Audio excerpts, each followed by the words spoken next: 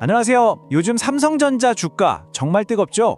연일 사상 최고치를 찍고 있는데 많은 분들이 이게 고점 아닐까 생각하실 바로 이 타이밍에 저희는 한 걸음 더 들어가 보겠습니다. 자, 그런데 말이죠. 지금 이 상승세도 대단하지만 여기서 한 단계 더, 아예 차원이 다른 점프, 이른바 퀀텀 점프를 하려면 대체 뭐가 필요할까요? 오늘 분석에서는 바로 이 질문에 대한 답을 한번 찾아보려고 합니다. 전문가들이 입을 모아서 얘기하는 게 있어요. 다음 폭등을 알려줄 4가지 핵심 신호가 있다는 거죠. 지금부터 이 4개의 열쇠를 하나씩 열어보면서 삼성의 미래를 한번 들여다보겠습니다. 자, 바로 시작해볼까요? 자, 첫 번째 열쇠입니다. 바로 삼성의 내부 역량. 그러니까 AI 엔진이에요. 앞으로의 모든 성장은 바로 여기서부터 시작된다고 해도 과언이 아니죠. 그 중심에 바로 이 HBM이 있습니다. 이름만 들으면 되게 복잡해 보이잖아요. 근데 아주 간단해요. AI의 뇌를 돌리는 초고층 메모리 빌딩이다, 이렇게 생각하시면 됩니다. 이 빌딩을 얼마나 잘 그리고 또 얼마나 많이 짓느냐, 이게 핵심인 거죠. 자, 이 화면을 한번 보세요. 왼쪽에 있는 거 엔비디아의 HBM4를 공급한다. 이것만 해도 분명 좋은 소식 맞습니다. 하지만 진짜 시장이 열광하고 주가가 폭발할 만한 신호는 바로 오른쪽에 있는 거예요. 그냥 공급사가 아니라 시장의 절반 이상을 장악해버리는 절대 강자가 되는 것. 이 둘의 차이가요, 주가에는 정말 하늘과 땅 차이입니다. 다음은 바로 파운드리 수율인데요. 쉽게 말해서 반도체 공장의 성공률, 합격률 같은 거예요. 이 수치가 높으면 높을수록 당연히 더 적은 비용으로 더 많은 질 좋은 칩을 만들어낼 수 있다는 거니까 이건 수익성이랑 바로 직결되는 아주 중요한 지표죠. 그래서 시장이 주목하는 마법의 숫자가 있습니다. 바로 60%. 삼성의 3나노 파운드리 수율이 이 60%를 딱 넘어가는 그 순간 이걸 골든 크로스라고 부르거든요. 왜냐하면 퀄컴이나 AMD 같은 엄청난 큰선 고객들이 이제 삼성한테 믿고 맡겨도 되겠구나 하고 확신을 갖게 되는 그런 심리적인 기준선이기 때문입니다. 자, 그럼 이제 두 번째 열쇠로 넘어가 볼까요? 이건 삼성의 기술력과는 좀 다른 얘기입니다. 삼성이 어떻게 할 수 없는 외부에서 벌어지는 거대한 체스판, 바로 글로벌 경제 환경이죠. 지금 이 거시경제 환경이 삼성한테는 진짜 양날의 검 같아요. 한쪽에서는 미국이 관세를 25%나 매길 수도 있다는 엄청난 리스크가 있고요. 다른 한쪽에서는 달러가 워낙 강세니까 해외에서 벌어들인 돈의 가치가 쭉쭉 올라가는 기회가 있는 거죠. 그래서 삼성이 바라는 베스트 시나리오, 이른바 스위스팟은 바로 이런 겁니다. 관세라는 리스크는 싹 사라지고 고환율로 인한 이익은 계속해서 쭉 누리는 거죠. 만약에 이 시나리오가 현실이 된다? 그럼 말 그대로 외국인 투자 자금이 폭포수처럼 쏟아져 들어올 수도 있습니다. 한 전문가가 이런 말을 했어요. 역사적으로 보면 PB, 그러니까 주가 순자산 비율 1.5배는 삼성 주가한테는 정말 강력한 천장이었다. 진짜 급등은 이 벽을 깨고 나갈 때 시작된다라고요. 맞습니다. 주가에는 이렇게 보이지 않는 벽, 그러니까 투자자들의 심리적인 저항선이라는 게 있거든요. 진정한 퀀텀 점프는 이 벽을 얼마나 시원하게 뚫어내느냐에 달려있는 겁니다. 자, 세 번째 열쇠는 바로 가격표입니다. 지금부터는 아주 간단한 질문에 답을 찾아볼 거예요. 수많은 금융 지표들 속에서 딱 하나, 과연 지금 삼성 주식은 싼 걸까요? 아니면 너무 비싼 걸까요? 이 질문에 답을 하려면 우리가 과거 실적이 아니라 미래를 봐야 합니다.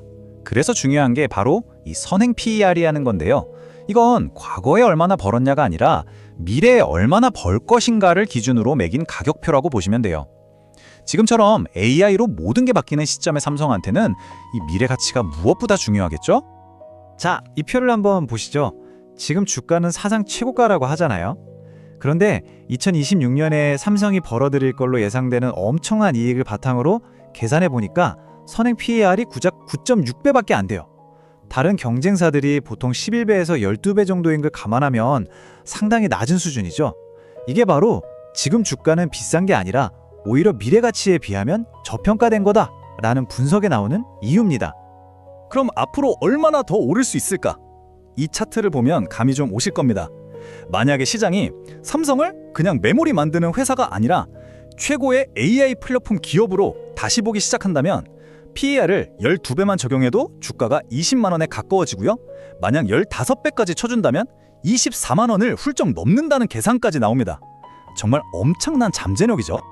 자, 이제 거의 다 왔습니다. 지금까지 살펴본 이 복잡한 내용들 여러분이 앞으로 뉴스를 보실 때 직접 체크하실 수 있도록 아주 간단한 투자자 체크리스트로 딱 정리해 드릴게요. 네, 바로 이 네 가지 신호입니다. 첫째, 기술 쪽에서는 HBM4 점유율이 50%를 넘었다는 뉴스가 뜨는지, 둘째, 생산 쪽에서는 퀄컴이나 AMD 같은 대형 고객사 수주 공시가 나오는지, 셋째, 글로벌 환경에서는 미국의 반도체 관세가 면제되는지, 그리고 마지막, 가치평가 측면에서 PB 비율이 그 견고했던 1.5배의 벽을 뚫고 올라가는지, 이 네 가지를 계속해서 지켜보셔야 합니다. 그런데 여러분, 이게 끝이 아닙니다. 사실 시장에 많은 사람들이 아직 제대로 주목하지 않고 있는 삼성의 주가를 끌어올릴 또 하나의 강력한 히든 엔진이 있거든요. 그게 뭐냐면 바로 기업용 SSD 시장입니다. AI 시대가 되면서 데이터가 폭발적으로 늘어나니까 이 데이터를 저장할 공간에 대한 수요도 함께 터지고 있는 거죠. 그리고 이 엄청나게 커지는 시장의 압도적인 1위가 바로 삼성입니다. 점유율이 40%에 달하죠. 모두가 HBM 할 때 이 두 번째 엔진은 어쩌면 HBM만큼이나 조용하지만 아주 강력하고 또 안정적인 수익원이 되어줄 수 있다는 겁니다. 이걸 절대 놓치면 안 돼요. 자, 정리해보면 퀀텀 점프로 가는 길은 꽤 명확해 보입니다. HBM과 파운드리라는 기술 엔진, 그리고 거시경제와 가치평가라는 외부 조건, 이 네 개의 전선에 이 SSD라는 강력한 숨겨진 엔진까지. 과연 삼성은 이 모든 과제를 성공적으로 풀어내고 그 궁극의 잠재력을 터뜨릴 수 있을까요? 이제 남은 건 실행뿐입니다. 앞으로 삼성의 행보를 계속해서 주목해야 하는 이유가 바로 여기에 있습니다.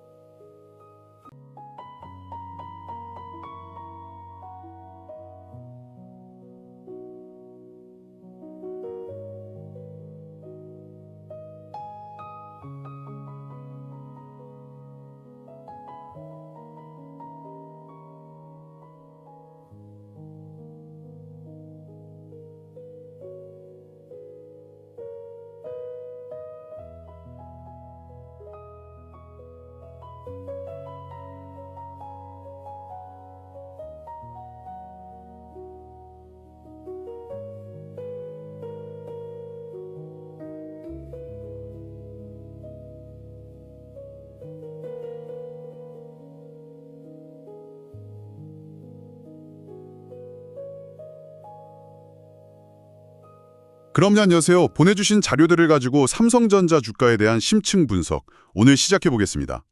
이미 평단가 10만 5천 원으로 엄청난 수익 구간에 계시더라고요. 정말 축하드립니다. 오늘은 현재 신고가 영역인 15만 원, 16만 원대를 넘어서 주가가 20만 원을 향해 진짜 퀀텀 점프를 하려면 우리가 뭘 확인해야 하는지 그 핵심 신호들을 한번 파헤쳐 보죠. 네, 안녕하세요. 이번 이야기는 그냥 뉴스 요약하는 수준은 아닐 거고요. 금융 전문가이신 청취자님의 눈높이에 딱 맞춰서 주가의 다음 단계를 결정할 가장 중요한 선행 지표 4가지, 그리고 현재 밸류에이션이 과연 비싼 건지, 마지막으로 AI 수요가 어떻게 구조적으로 변하고 있는지 여기에 초점을 맞춰서 깊이 들어가 보겠습니다. 좋습니다. 그럼 바로 본론으로 들어가서 주가 폭등의 첫 번째 신호탄, 뭘 가장 먼저 봐야 할까요? 역시 다들 이야기하는 HBM에서 시작해야겠죠. 자료에서도 가장 시급하고 강력한 트리거로 이걸 꼽았더라고요. 맞아요. 모든 시장 참여자들의 시선이 HBM에 쏠려 있어요.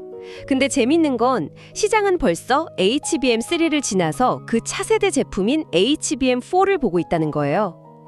핵심은 딱 하나입니다. 엔비디아의 차세대 AI 칩 루빈에 들어갈 HBM4의 공급 점유율을 삼성이 과연 얼마나 가져오느냐. 바로 이겁니다. 그러니까 그냥 삼성이 엔비디아의 HBM4를 공급한다. 이 정도 뉴스만으로는 부족하다는 말씀이시군요. 훨씬 더 강력한 한방이 필요해요. 우리가 주목해야 할 구체적인 시점은 2020년 2월 3주차. 이때로 예상되는 HBM4의 양산 시점인데요. 이때 나오는 뉴스의 헤드라인이 중요합니다.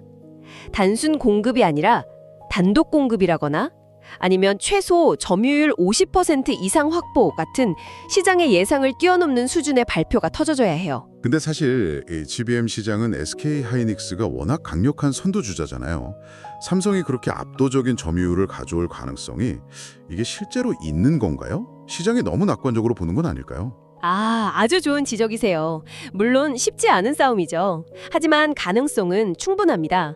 HBM4부터는 칩을 훨씬 더 얇게 쌓아야 하고 베이스 다이에 로직 공정을 적용해야 해서 기술적인 난이도가 급상승하거든요. 이건 메모리 기술뿐만 아니라 파운드리 기술까지 모두 가진 삼성에게 유리한 구도예요. 그리고 엔비디아 입장에서도 한 회사의 공급을 전부 의존하는 건 큰 리스크라 공급망을 다변화하려는 유인이 아주 강하고요. 그렇군요. 상상만 해도 짜릿한데요.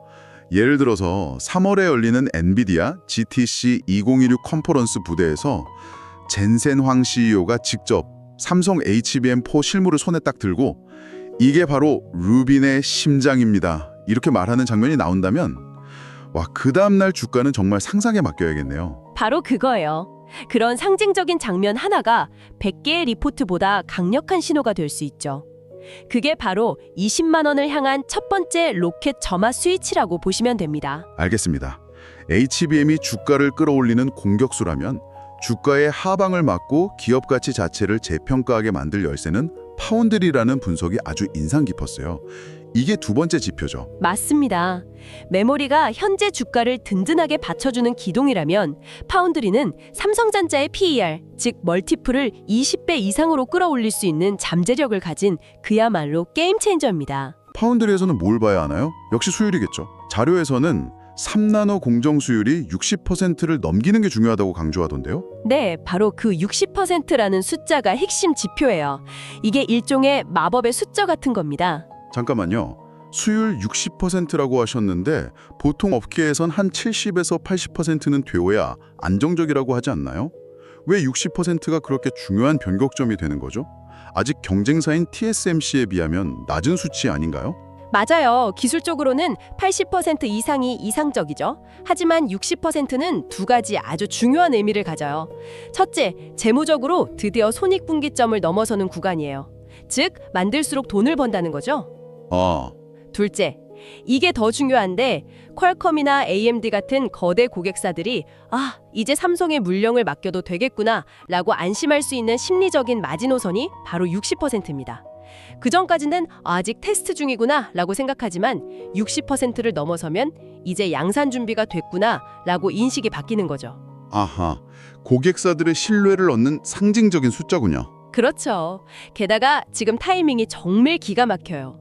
TSMC의 3나노 라인이 2027년까지 예약이 꽉 차서 더 이상 주문을 받을 수가 없어요. AI 칩을 만들고 싶은 팹리스들은 어쩔 수 없이 대안을 찾아야 하는데 유일한 대안이 바로 삼성전자거든요. 그래서 폭등의 조건은 명확합니다.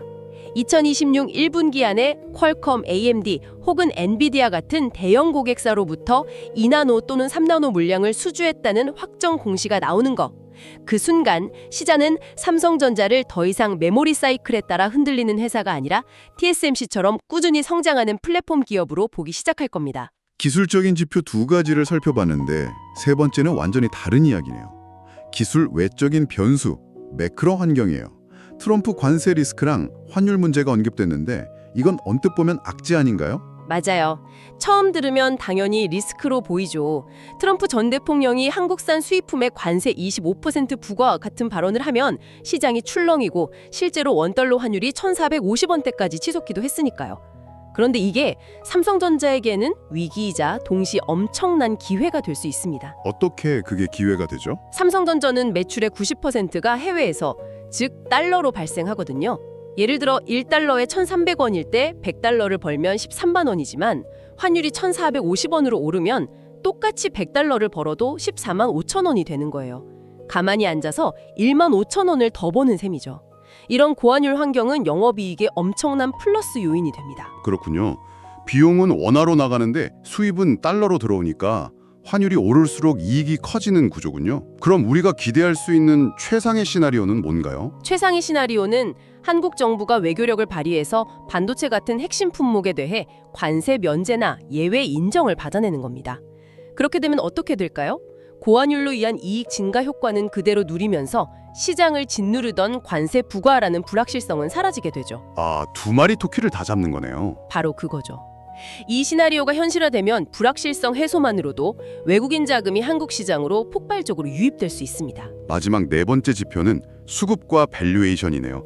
이건 금융권 출신이신 청취자님께서 가장 익숙한 지표일 것 같아요. 네, 바로 PB, 주가 순자산 비율과 외국인 지분율이에요. 역사적으로 삼성전자는 PB 1.1배가 거의 바닥이었고요. 1.5배가 아주 강력한 저항선, 그러니까 유리천장 같은 역할을 해왔어요.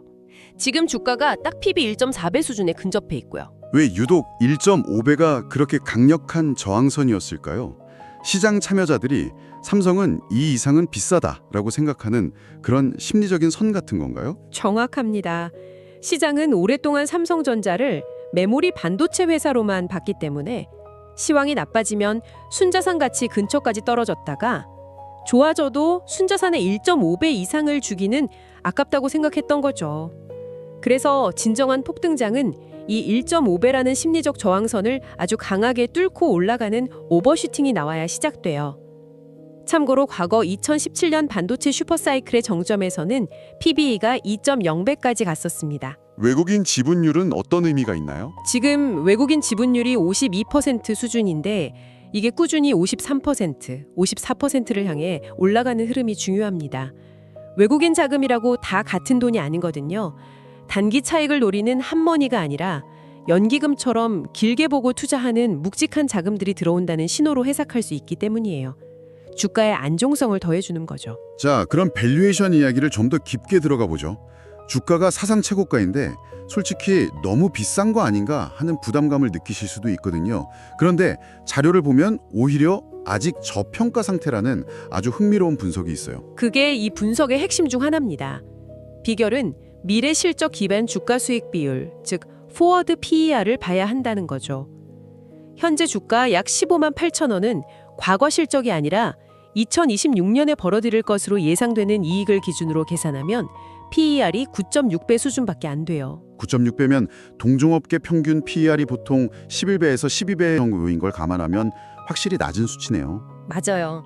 이게 뭘 의미하냐면 주가, 즉 분자가 오르는 속도보다 이익, 분모가 더 빠르고 가파르게 커지고 있다는 뜻이에요. 전형적인 실적 장세의 특징이죠. 주가가 오르는데도 계속 주식이 싸 보이는 마법 같은 구간인 거예요. 투자의 대가 피터 린치가 말한 PEG 관점에서 봐도 성장에 비해 주가가 싸기 때문에 강력한 보유 시그널로 볼 수 있습니다. 현재 주가는 이제 막 무릎을 지나 어깨로 가는 중간 지점 정도로 해석이 가능해요. 와, 그렇다면 단순히 주가가 오르는 걸 넘어서 시장의 평가 자체가 달라지는 소위 리레이팅이 일어날 가능성도 있겠네요. 충분히 가능하죠. 시장이 삼성전자를 앞서 말한 것처럼 단순 메모리 제조사가 아니라 AI 인프라의 필수재를 공급하는 기업으로 인정하기 시작하면 멀티플 자체가 확장될 수 있어요. 시나리오를 나눠보면 기본적으로 과거 메모리 호황기 수준의 PER 11배를 적용하면 목표 주가는 약 18만 원이 나옵니다. 이게 기본 시나리오고요. 긍정적인 시나리오는요? 만약 파운드리 수율 60% 돌파와 대형 고객사 수주라는 두 가지 조건이 충족돼서 시장이 삼성을 TSMC와 같은 AI 플랫폼 기업으로 인정해주기 시작하면 어떨까요? TSMC가 받는 PER 15배를 적용받는다면 이론적으로 24만 원 이상도 가능하다는 계산이 나옵니다. 물론 이건 가장 긍정적인 경우지만 그만큼 파운드리의 성공이 주가에 미치는 영향이 크다는 거죠. 알겠습니다. 지금까지 HBM과 파운드리에 집중했는데 자료에서는 AI 슈퍼사이클이 이제 막 보조 엔진까지 점화된 상태라고 진단하고 있어요. 이건 또 무슨 의미인가요? AI 수요의 성격이 진화하고 있다는 뜻입니다. 크게 세 단계로 구조적인 변화를 겪고 있는데요. 첫 번째 단계가 바로 서버단에서의 변화인데 연산 중심에서 저장 중심으로 수요가 확산되는 거예요. 2025년까지가 AI 학습을 위한 GPU와 HBM의 시대였다면 2026년부터는 AI가 학습한 그 방대한 데이터를 실시간으로 저장하고 빠르게 불러오는 ESSD, 즉 기업용 SSD 시장이 폭발적으로 성장해요. 아, AI를 학습시키는 단계에서 이제 학습된 AI를 활용하는 단계로 넘어가면서 필요한 부품이 달라지는 거군요. 그렇죠. 정확합니다. 그런데 이 ESSD 시장은 삼성전자가 점유율 40% 이상으로 압도적인 1위예요. 정리하면 SK 하이닉스가 HBM의 최강자라면 삼성은 HBM 추격자와 ESSD 압도적 1위라는 두 개의 강력한 무기를 모두 가진 양수겸장 포지션인 거죠. 두 번째 단계는 뭔가요? 두 번째 단계는 우리 손에 들린 디바이스, 즉 스마트폰이나 PC에서의 변화예요. 바로 온 디바이스 AI의 확산이죠. AI 모델을 전부 클라우드에서 돌리려니 비용이 너무 많이 드는 문제가 생기면서 간단한 AI 기능은 기기 자체에서 처리하는 기술이 표준이 되고 있어요. 이게 반도체 시장에 엄청난 영향을 줍니다. AI PC나 AI 스마트폰에는 기본적으로 탑재되는 D램 용량이 강제로 2배씩 늘어나거든요. 수요가 강제로 늘어나는군요. 그렇죠. 그런데 반도체 회사들은 돈이 되는 HBM을 만드느라 생산 라인을 다 그쪽으로 돌리고 있죠. 그러니 일반 D램 공급은 부족해지는 거예요. 수요는 폭발하는데 공급은 줄어드니까 가격이 폭등하는 구조가 만들어지는 겁니다.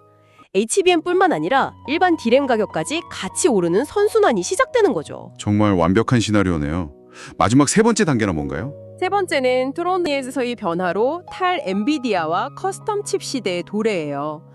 구글, 아마존, 마이크로소프트 같은 빅테크 기업들이 더 이상 엔비디아 칩에만 의존하지 않고 자신들의 서비스에 최적화된 자체 AI 칩을 직접 만들기 시작했어요. 이 칩들을 누군가는 만들어줘야 하잖아요.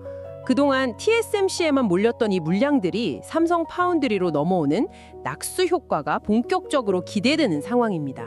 이 모든 변화가 투자자 입장에서 의미하는 바를 한 문장으로 정리한다면 뭘까요? AI 수요는 더 이상 막연한 기대감이 아니라 기기당 메모리 탑재량을 물리적으로 늘려야만 하는 강제적인 실수요 단계에 진입했다는 겁니다. 이건 주가 상승이 단순한 테마가 아니라 실제 이익 성장이라는 단단한 기반 위에서 이루어지고 있다는 가장 강력한 증거입니다. 앞서 ESSD 시장을 잠깐 언급해 주셨는데 이 부분을 좀 더 파고들고 싶어요. 자료를 보니 HBM 전쟁에 이어서 이제 ESSD 전쟁이 벌어지고 있다는 분석이 눈에 띄더라고요. 네, 아주 중요한 포인트입니다.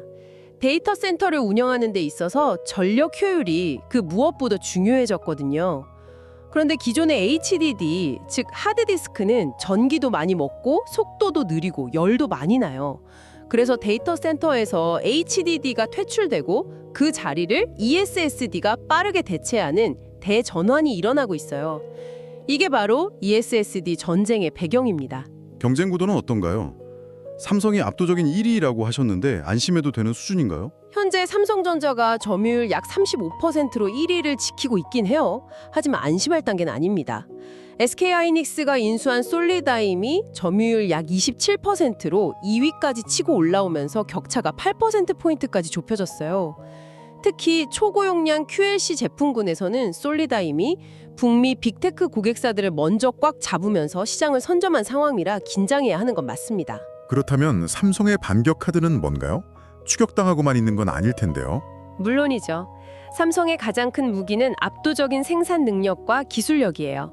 2026년에는 경쟁사들이 따라올 수 없는 128테라, 256테라 같은 초고용량 신제품을 출시하면서 용량 초격차 전략을 펼칠 거예요.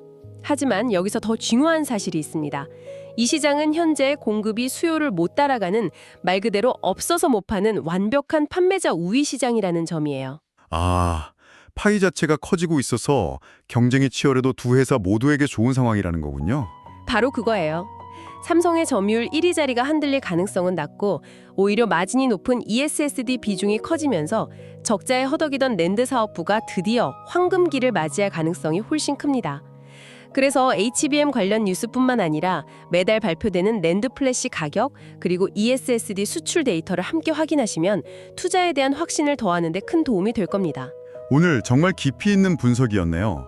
삼성전자 주가의 다음 레벨을 결정할 4가지 핵심 지표부터 시작해서 현재 주가가 비싸지 않다는 밸류에이션의 매력, 그리고 HBM을 넘어 ESSD와 일반 D램까지 확장되는 AI 수요의 큰 그림까지 모두 짚어봤습니다. 네, 보내주신 자료들을 종합해보면 핵심은 명확해요. 지금은 매도 타이밍을 고민할 때가 아니라 이익을 얼마나 더 길고 크게 가져갈지 즐기는 구간이라는 거죠. 적어도 내년 3월에 있을 엔비디아 GTC 컨퍼런스 결과가 나오기 전까지는 편안한 마음으로 지켜보셔도 좋다는 게 자료들의 공통된 제언입니다. 마지막으로 이 분석을 바탕으로 청취자님께서 스스로 더 깊이 생각해 보실 만한 질문을 하나 던져드리면서 마무리하면 어떨까요? 좋은 생각입니다. 지금까지의 모든 분석은 사실 구글, 엔비디아, 아마존 같은 빅테크 기업들의 수요에 초점이 맞춰져 있었어요. 하지만 여기서 한 걸음 더 나아가 보죠. 만약 앞으로 미국, 중국, 유럽연합 같은 각국 정부가 국가 안보와 경제 패권을 걸고 자체적인 국가 단위 AI 모델을 구축하기 시작한다면 어떻게 될까요?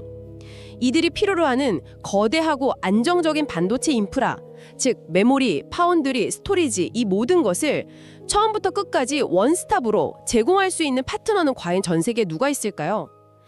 이 주권 AI라는 새로운 거대 수요는 아직 시장 가격에 온전히 반영되지 않은 또 다른 거대한 기회가 될 수도 있습니다.